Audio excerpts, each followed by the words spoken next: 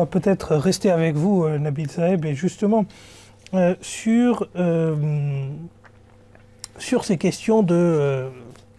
enfin, vous savez, il y a toujours un peu un mythe qui traîne un peu partout, qui consiste à réinventer toujours ce côté guerrier de l'islam. Hein. C'est pas, on ne le veut pas volontairement dans cette émission, mais je crois que c'est vraiment un mythe qui se crée. Est-ce que ces personnes, parce que aujourd'hui je pense qu'on mélange beaucoup de choses, on mélange énormément de choses, on mélange des conflits géopolitiques avec des aspirations religieuses, qui sont deux choses totalement différentes. Est-ce qu'aujourd'hui les musulmans qui combattent des juifs et qui se revendiquent fièrement du prophète de l'islam, est-ce qu'on peut dire qu'ils combattent selon les ordres même du saint prophète Mohammed sallallahu alayhi wa sallam? Tout d'abord, j'aimerais mentionner d'abord ce que le Coran déclare par rapport aux Juifs. Parce que, comme vous l'avez dit plus tôt, que Aïcha radiallahu anha a bien mentionné que le Saint-Coran, c'était le Coran personnifié. Donc, qu'est-ce que dit le Coran par rapport à la Torah? Dieu dit « Inna anzalna at-Taurata fiha hudan wa nur » Assurément, nous avons fait descendre la Torah qui renfermait la direction et la lumière. Donc, la Torah qui a été envoyée aux Juifs, Dieu déclare que ce livre contient de la lumière, de la direction, de la droiture. Ce qui pousse les musulmans à respecter ce livre. Et j'aimerais aussi mentionner ici que beaucoup de gens ne savent pas. Parce que autour de ce qui se passe dans le monde, les gens sont souvent ne connaissent pas ce commandement qui est primaire, je pense, d'un musulman, qu'un musulman il est obligé de croire en tous les prophètes et en tous les livres. Il est obligé. S'il nie même un prophète, il perd sa foi. Donc en tant que musulman, on est obligé d'accepter tous les prophètes. Donc tous les prophètes qui ont été envoyés aux enfants d'Israël, un musulman est obligé de les respecter, de leur montrer du respect et de respecter leurs livres. Comme le Coran déclare que le livre, la Torah, contient de la lumière et de la direction. Ensuite, qu'est-ce que le Saint-Coran? Maintenant, le Saint-Coran déclare également, enjoint les musulmans aussi d'inculquer quelques caractéristiques, les bonnes qualités morales que ces juifs avaient, ces enfants d'Israël. Par exemple, le plus haut statut de spiritualité. C'est une femme juive qui a été mentionnée dans le Saint-Coran. Les musulmans, par exemple, c'était la mère de Jésus, fils de Marie. Marie, le Coran enjoint aux musulmans de devenir comme elle, dans la Surah At-Tahrim. Donc regardez maintenant, les musulmans sont en train de suivre l'exemple d'une femme juive. Encore une fois, donc aller leur faire quoi que ce soit ou de leur faire du mal, c'est très loin. Ensuite, maintenant, regardez l'exemple du Saint-Prophète sallallahu alayhi wa sallam. Le pacte de Médine. On l'a déjà mentionné plusieurs fois dans cette émission, qui est vraiment très clair. Où d'emblée, le Saint-Prophète sallam, il a dit écoutez, il faut vivre en harmonie, en paix, et chacun serait jugé en fonction de sa croyance. On ne va pas forcer quelqu'un à se convertir à l'islam. Il faut qu'on vive en société en paix.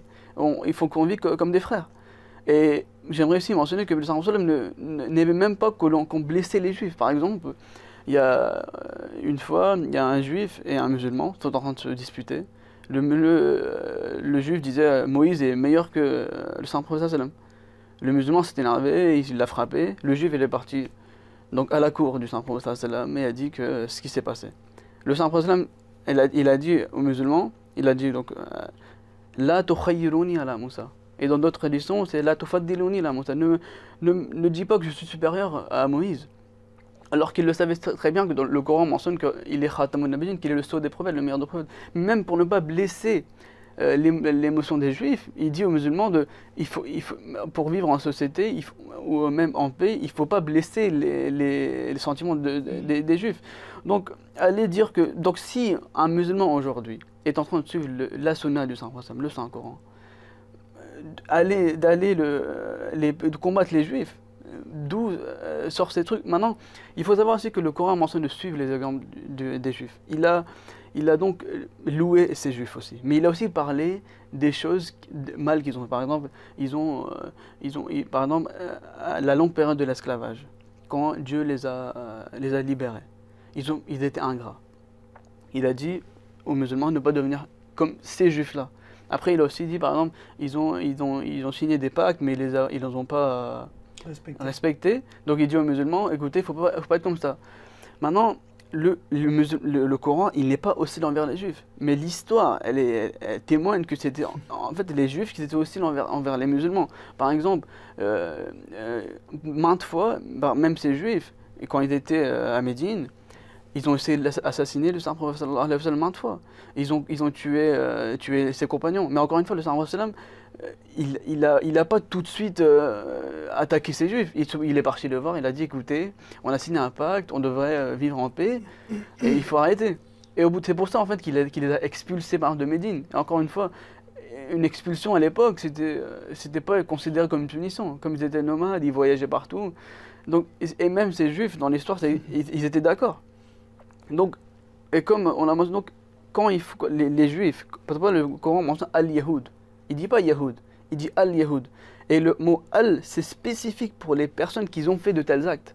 Il faut pas que ce soit c'est pas une généralisation. C'est pas un mot générique, on va dire, que Yahoud, que les Juifs, c'est tous les Juifs. Ce sont seulement les Juifs qui ont commis comme ces atrocités ou ces mauvais actes, qu'ils ont été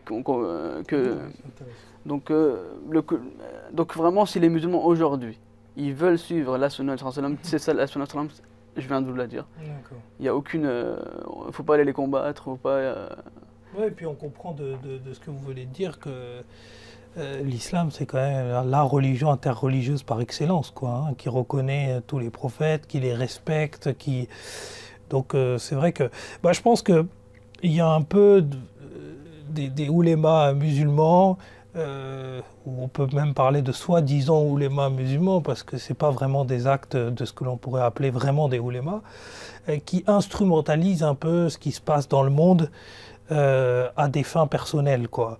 À des fins, je ne sais pas, ils ont des intérêts politiques peut-être quelque part, des intérêts financiers quelque part, et donc on réutilise beaucoup ce discours, comme cette rhétorique autour du Messie qui va venir, etc., ce pacificateur, on le réutilise un peu à des fins politiques ou à des fins, on ne sait pas trop, quoi. C'est un peu le brouillard autour de tout ça, mais en tout cas, déjà de nous avoir éclairé, je pense que c'était important de dire aux téléspectateurs francophones surtout qu'il n'y a pas de question de politique, c'est une question de foi, et dans la foi, le saint prophète Mohammed sallallahu alayhi wa sallam, il a tout dit.